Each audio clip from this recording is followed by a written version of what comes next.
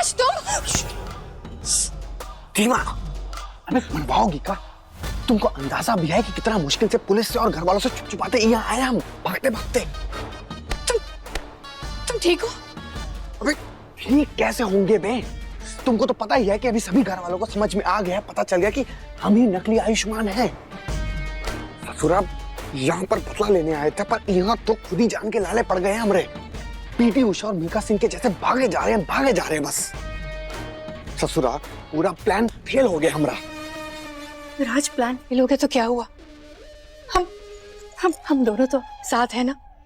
तुम अपना ये बदला भूल जाओ। हाँ, हम दोनों कहीं और चलते हैं, यहाँ से बहुत दूर चलते हैं, शादी कर लेंगे, हमारी नई जिंदगी नए सिरे से शुरू करेंगे। हाँ देखो, मैंने अपनी पैकिंग भी कर ली है। हाँ चलो चलते हैं। हाँ तुम्हारा दिमाग खराब हो गया का?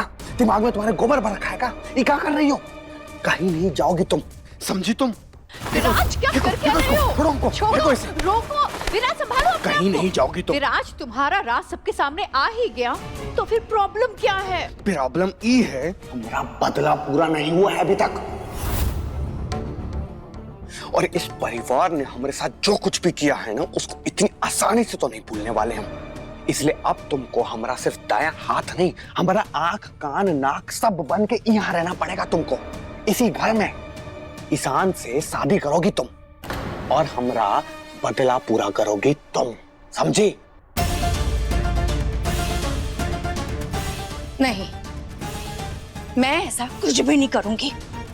मैं तुमसे प्यार करती हूँ विराज, चाहे कुछ भी हो जाए, मैं ईशान से शादी नहीं करूंगी। कैसे नहीं करोगी? कैसे नहीं करोगी तुम? बोलो, तुमको करना पड़ेगा, समझ रही हो तुम? ऐसा है कि हम तुमसे पूछ नहीं रहे हैं, हम तुमको बता रहे हैं। हमारे लिए हमारी माँ से बदला लेना सबसे ऊपर है, सबसे ऊपर। इसलिए हम तुमको जैसा जैसा बोलते जा रहे हैं, अगर तुम वैसा नहीं करोगी तो तुम्हारे लिए बिल्कुल भी अच्छा नहीं होगा। समझ रही हो ना तुम? समझ रही हो तुम?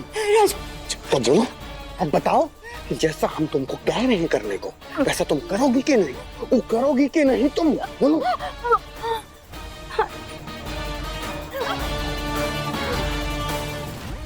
शाबाश। इसलिए अब हम जैसा जैसा कहते जा रहे हैं ना तुमसे, ठीक बिल्कुल वैसा वैसा तुम करती रहो, और पीछे हटने की या भागने की तो ना तुम सोचना भी मत, बूझी?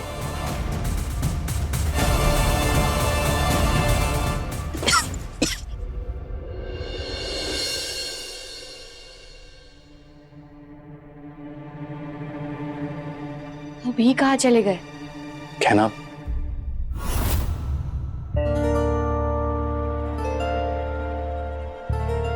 वो आप कमरे में दिख नहीं रहे थे, हम आपको ढूंढ रहे थे, आप कहाँ चले गए थे? कहना मुझे नींद नहीं आ रही थी तो मैं बाहर ठंडी हवा खाने गया था, पर बाहर भी हवा नहीं चल रही।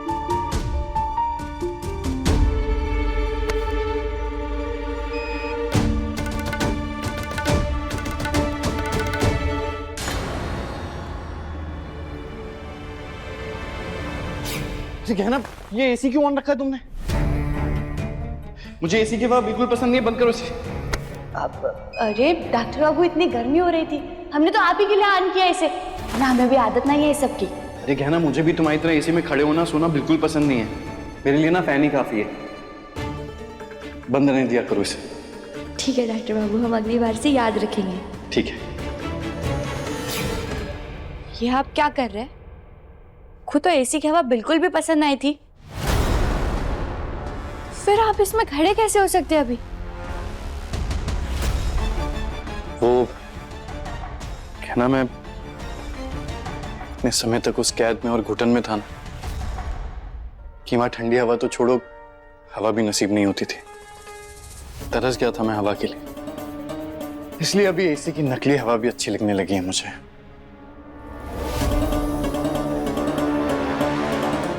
लेकिन आपकी ये इतनी पुरानी आदत थी, आप 2 मिनट भी एसी के आगे खड़े नहीं हो पाते थे, तो फिर ऐसे कैसे अचानक से आदत बदल सकती है? अरे कहना, आदत बदल जाती है टाइम के साथ। पहले मैं हमारी पकड़वा शादी को भी नहीं मानता था, पर अब मानने लगा। और तुमसे प्यार भी करने लगा। अरे तुम इतना सोचो मत, रात बहुत हो गई है, चलो सो जाते हैं, आओ। अरे नहीं नहीं, आप नीचे काहे सोएंगे? इतने दिनों से आपके अच्छे से नींद नहीं हुई होगी, आराम नहीं कर पाए होगे ना आप ठीक से। तो आप एक काम करिए, आप ऊपर सो जाइए बिस्तर पे आराम से। पर घेना तुम नीचे अकेले क्यों? अरे हम ठीक है, आप आराम से ऊपर सो जाइए, फिर तो बाद में आप कभी भी चाहे तो नीचे सो सकते हैं ना। ठीक है।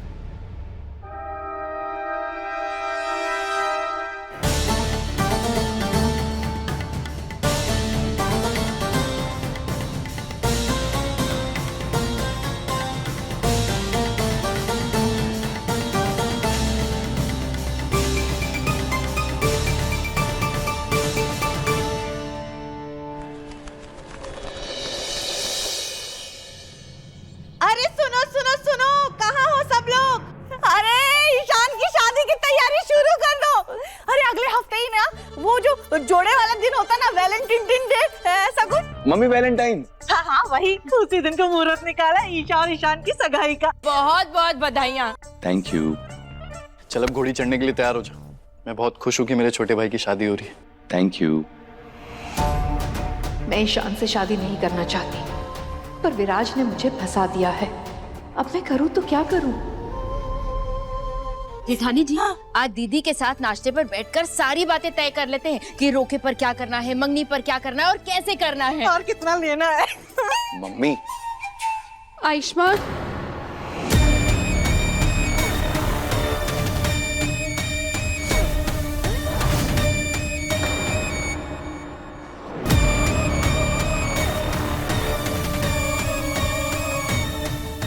सॉरी आयुष्मान, मेरी वजह से तुम इस घर से दूर रहे और जाने अनजाने में नकली आयुष्मान को इस घर में वापस लेकर आ गई।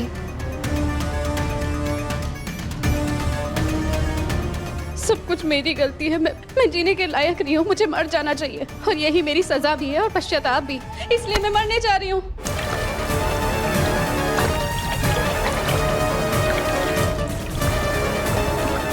आलिया, अरे बेटा क्या कर रहे हो? अरे छोड़ो, क्या कर रही हो बेटा? जो हुआ सो हुआ, ये क्या कर रही हो ये सब? ये सब कुछ मेरी वजह से हुआ है, सब कुछ मेरी गलती है।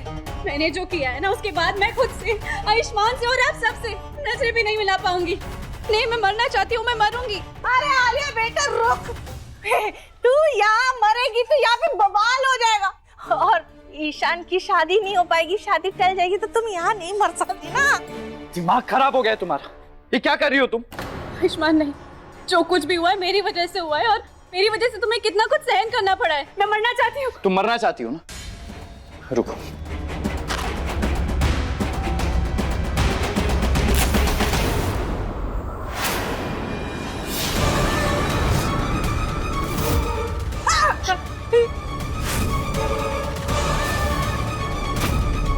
अरे छोड़ बेटा, क्या कर रहा है तू? ईशान रोक इसे। भाई आप ये क्या कर रहे हो? बात को खत्म करने के लिए बढ़ावा दे रहे हो? अरे मैं बात को बढ़ा नहीं रहा हूँ, खत्म ही कर रहा हूँ। तू एक मिनट रुक।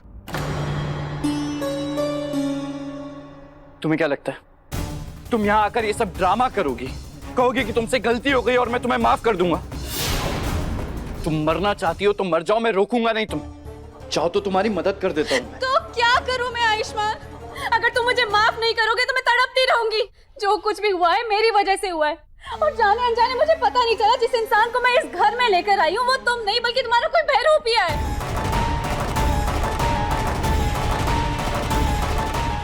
आयुष्मान, तुम जानते भी नहीं हो कि मैं तुम्हें देख के कितना खुश हूँ कि तुम्हें कुछ नहीं हुआ है।